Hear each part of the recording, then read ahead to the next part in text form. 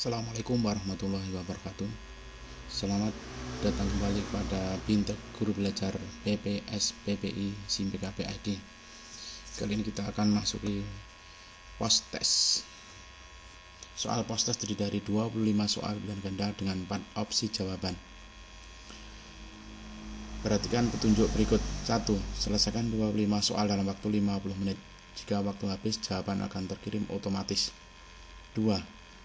Anda perlu menjawab minimal 18 soal dengan benar sebagai syarat kelulusan program belajar ini. 3. Anda memiliki kesempatan mengerjakan kuis ini hingga 3 kali mengerjakan. Start kuis. Terdapat perubahan dalam sistem penilaian hasil belajar yang disesuaikan dengan kondisi dan kebutuhan peserta didik penyandang disabilitas. Dengan kata lain, peserta didik tersebut menjalani proses penilaian yang berbeda dengan peserta didik reguler. Perubahan tersebut bisa berbentuk penyesuaian soal, perubahan alokasi waktu, teknik atau cara penilaian, atau tempat penilaian. Definisi tersebut merupakan penjelasan dari modifikasi A. Materi pembelajaran, B. Tujuan pembelajaran, C. Penilaian pembelajaran, D. Proses pembelajaran. Jawabnya adalah C. Penilaian pembelajaran. Perhatikan gejala fungsional peserta didik berikut ini. 1. Sering menampilkan perilaku repetitif berulang-ulang seperti bergoyang, melambai, atau 2. Sangat fokus pada hal-hal yang tidak pantas. 3. Terobsesi pada topik pembicaraan tertentu. 4. Tidak dapat memperbaiki pertemanan. 5. Terpaku pada pengalaman sensorik tertentu. Apabila anak mengalami gejala seperti di atas, maka patut diduga mengalami hambatan A. Mengendalikan emosi, B. Kesulitan belajar, C. Lamban belajar, D. Interaksi sosial. Jawabnya adalah D. Interaksi sosial. Perhatikan pernyataan berikut. 1. Menyediakan berbagai cara keterlibatan untuk mendukung pembelajaran afektif. 2. Menyediakan berbagai sarana yang representatif untuk mendukung cara kita memberikan makna. 3. Menyediakan berbagai cara tindakan dan represif dan ekspresi untuk mendukung cara belajar yang membelajarkan peserta didik. 4. Menyediakan berbagai cara untuk mengevaluasi serta menilai peserta didik sesuai kemampuan mereka. Manakah pernyataan yang sesuai dengan prinsip-prinsip UDL? A. 2 dan 4, B. 1, 2, dan 3, C. 4 saja, D. 1 dan 2. Jawabnya adalah B. 1, 2, dan 3. Mengganti sesuatu yang ada dalam kurikulum umum dengan sesuatu yang lain. Penggantian dilakukan karena hal tersebut tidak mungkin dilakukan oleh PDPK, tetapi masih bisa diganti dengan hal lain yang sama bobotnya dengan yang digantikan. Penjelasan tersebut merupakan definisi dari model adaptasi kurikulum, yaitu A. Model omisi, B. Model substitusi, C. Model modifikasi, D. Model eskalasi. Jawabnya adalah B. Model substitusi. Model evaluasi CIPO, dimensi yang digunakan untuk mengukur, menginterpretasikan, dan menilai pencapaian program disebut A. Input, B. Product, C. Outcome, D. Context. Jawabnya adalah B. Product.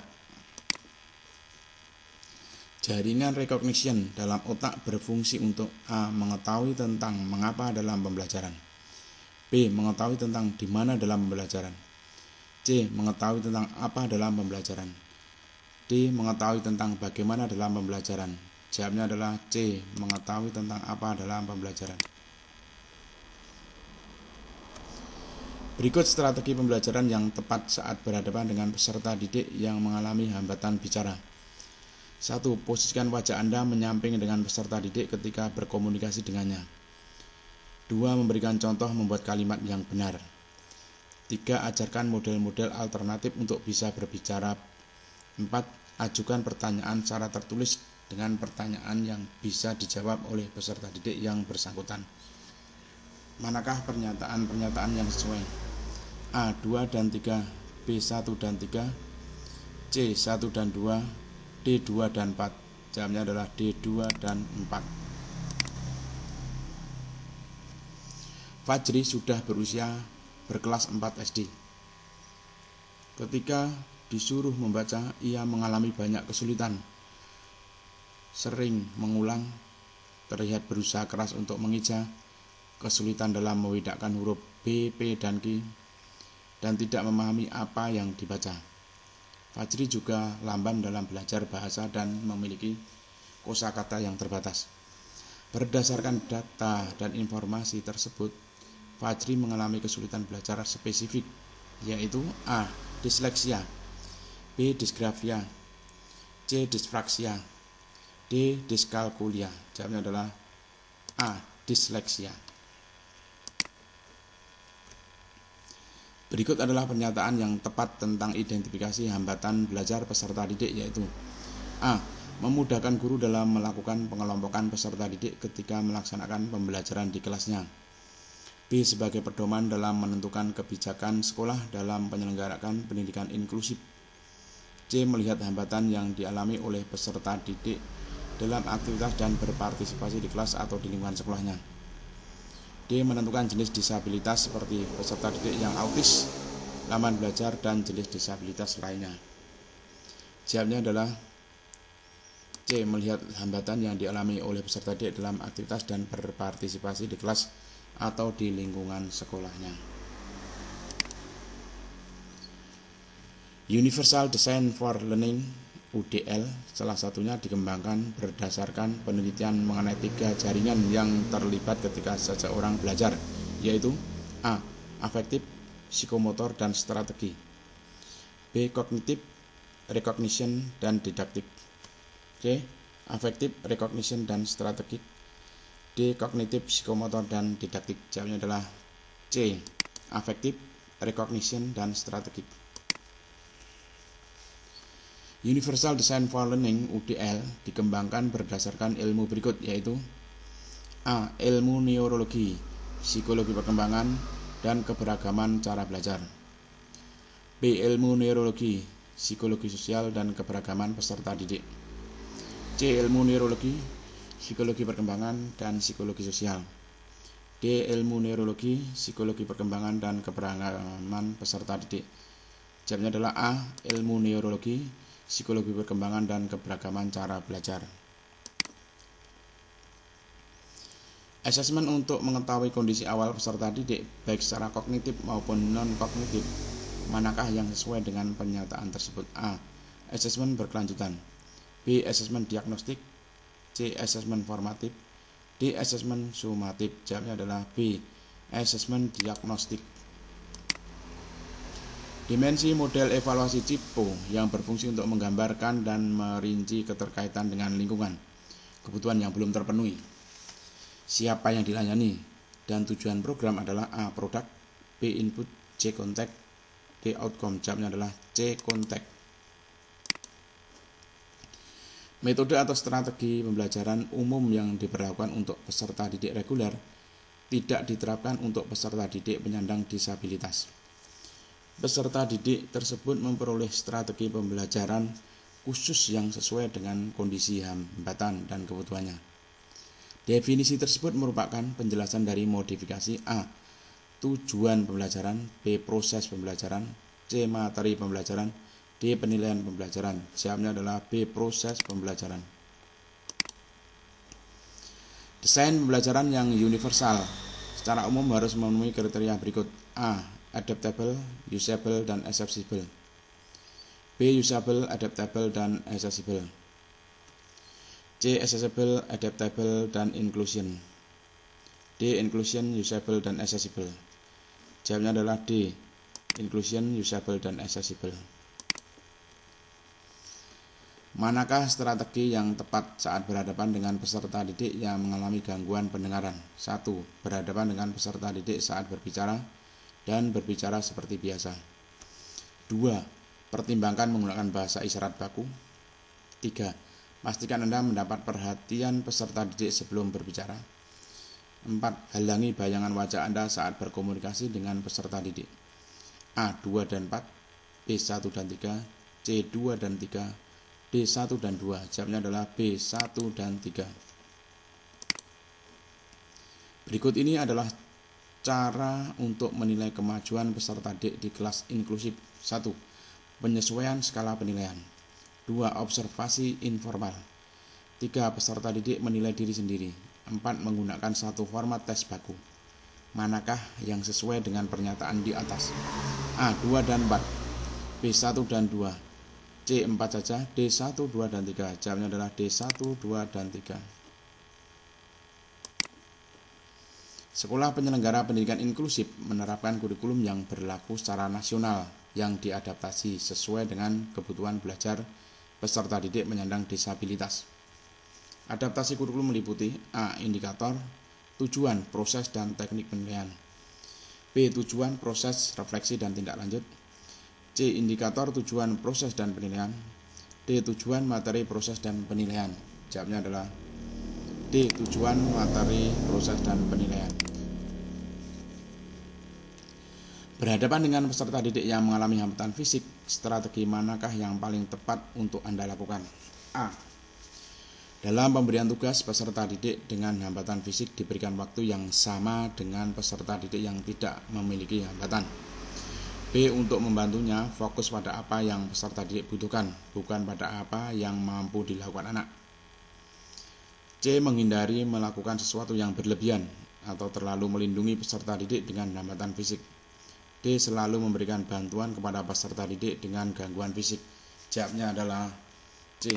Menghindari melakukan sesuatu yang berlebihan atau terlalu melindungi peserta didik dengan hambatan fisik. Ibu Oni, guru kelas 3 SD, melakukan identifikasi fungsional terhadap peserta didiknya. Ia memperoleh data dan informasi bahwa salah satu peserta didiknya atau Yuda sering terlihat sedih, cemas, dan nampak seperti kehilangan minat. Informasi dari orang tuanya, Yuda juga tidak suka bergaul dengan saudara-saudaranya, lebih sering mengurung dirinya di kamar, dan mudah tersinggung atau marah. Dari data dan dari informasi tersebut, Ibu Oni berkesimpulan Yuda mengalami hambatan A. Kesulitan belajar, B. Mengendalikan emosi, C. Lamban belajar, D. Perilaku sosial. Jawabnya adalah B. Mengendalikan emosi. Assessment of learning merupakan sebutan lain untuk jenis assessment. A. Diagnostik, B. Berkelanjutan, C. Formatif, D. Sumatif. Jawabnya adalah D. Sumatif. Komponen profil belajar siswa yang menyediakan informasi tentang keterbatasan, kebutuhan, serta dukungan yang diperlukan peserta didik dalam mengikuti pembelajaran adalah A. Komponen A dan B, B. Komponen B dan C, C. Komponen C dan D, D. Komponen A dan E. Jawabnya adalah D. Komponen A dan E. Tujuan pembelajaran pada kurikulum sekolah reguler diubah dan disesuaikan dengan kondisi peserta didik penyandang disabilitas. Konsekuensinya, rumusan kompetensi untuk peserta didik tersebut berbeda dengan peserta didik reguler. Penyesuaian yang berkaitan dengan KI dan KD merupakan bentuk adaptasi. A. Materi pembelajaran, B. Penilaian pembelajaran, C. Proses pembelajaran, D. Tujuan pembelajaran. Jawabnya adalah D. Tujuan pembelajaran. Hal yang paling penting dalam penentuan strategi pembelajaran dalam setting pendidikan inklusif adalah A. Kebutuhan belajar peserta didik, B. Ketersediaan alat pendukung pembelajaran, C. Kebutuhan orang tua peserta didik, D. Jenis hambatan yang dihadapi peserta didik. Jawabnya adalah A. Kebutuhan belajar peserta didik. Strategi pembelajaran dalam setting pendidikan inklusif berkaitan dengan prinsip-prinsip Universal Design Learning, yakni multiple means of action and expression. Arti dari pernyataan tersebut adalah A. Menyediakan berbagai sarana yang representatif untuk mendukung cara kita memberikan makna pada pembelajaran. B. Mengupayakan ketersediaan berbagai fasilitas agar para peserta didik dapat menunjukkan ekspresinya. C. Menyediakan berbagai cara keterlibatan untuk mendukung pembelajaran afektif. D. Menyediakan berbagai cara tindakan dan ekspresi untuk mendukung cara belajar yang strategi. Jawabnya adalah B. Menyediakan ketersediaan berbagai fasilitas agar peserta didik dapat menunjukkan ekspresinya. finish quiz. Mari kita lihat hasilnya. Ternyata mendapatkan nilai 96 dari 25 soal, menjawab 24 benar.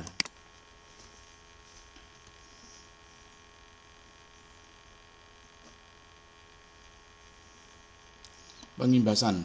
Anda telah mengikuti seluruh sesi program Guru Belajar. Sekarang memasuki pengimbasan.